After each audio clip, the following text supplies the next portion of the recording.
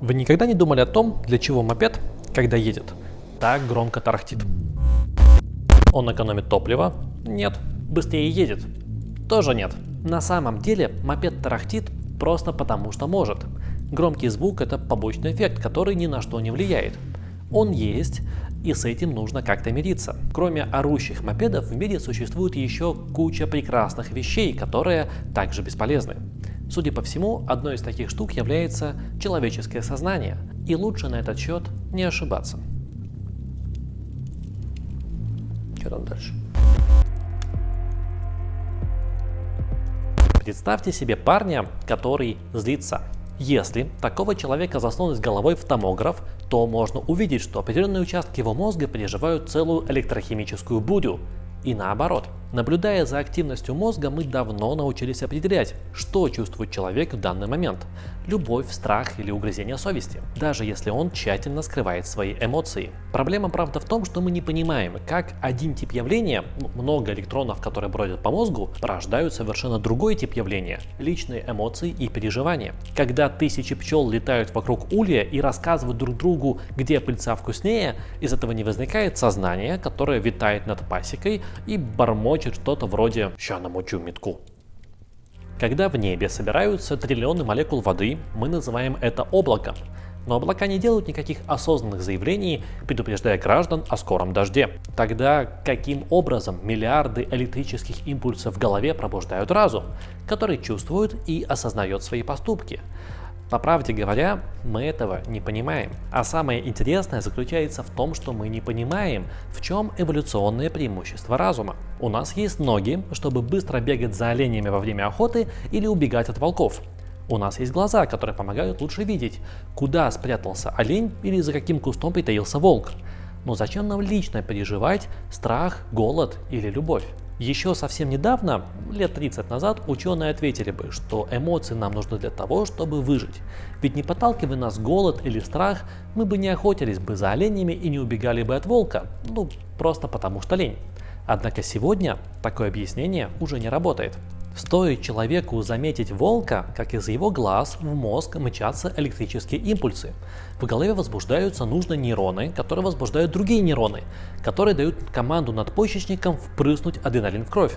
Сердцу качаться быстрее, а мышцам ног сокращаться и растягиваться. Человек убегает. По такой схеме работает примерно большинство процессов в наших организмах. Мы потеем, выделяем гормоны, перевариваем пищу и, в конце концов, дышим тоже неосознанно. Тогда зачем включать сознание и испытывать страх, любовь или угрызение совести в оставшемся 1% случаев? Непонятно. Кто-то скажет, что люди – это высокоорганизованные существа, и кроме примитивной охоты на оленей и убегания от волков, нам еще нужно общаться друг с другом, строить планы и выдавать совершенно новые образы и идеи.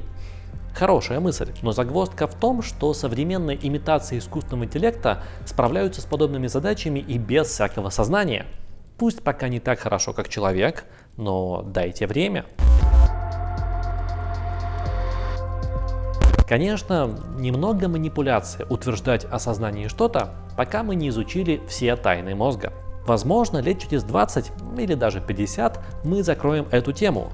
Но сегодня ситуация выглядит так, что чем больше мы узнаем о том, как работает серое вещество, тем больше вопросов у нас возникает, и тем большим излишеством кажется разум. Философы даже облекли эту загадку в форму хитрого вопроса. Что происходит в сознании такого, чего не происходит в мозге? И если в сознании не происходит ничего уникального, тогда зачем оно нам нужно? Ведь с задачей гонять электрические импульсы во все стороны мозг прекрасно справляется и сам. Озадаченный, я пошел к отцу Диме. И мы подумали, а что если польза сознания в том, чтобы быть бесполезным? Смотрите, обезьяна на самом деле стала человеком совсем не тогда, когда взяла в руки палку и стала ей работать, а тогда, когда на этой палке нарисовала узор. С практической точки зрения действия совершенно бессмысленное.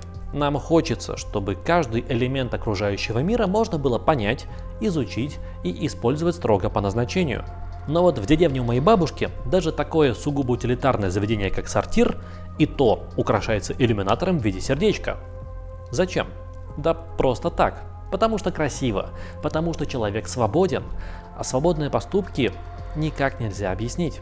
Это в биологии, царстве необходимости и инстинкта всегда можно найти причину явления. Всегда можно ответить на вопрос, почему и зачем. Но вот в случае с реальным миром это работает далеко не всегда, потому что у живых существ есть свобода делать бесполезное и нелогичное. Что если сознание нам нужно именно за этим? Как и этот ролик. Вот какая от него польза? Да никакой. Зато я могу про себя сказать, что я свободный человек. И на самом деле этого достаточно. А на сегодня все. Спасибо всем, кто смотрит и поддерживает ролики. Ссылки в описании. До скорого.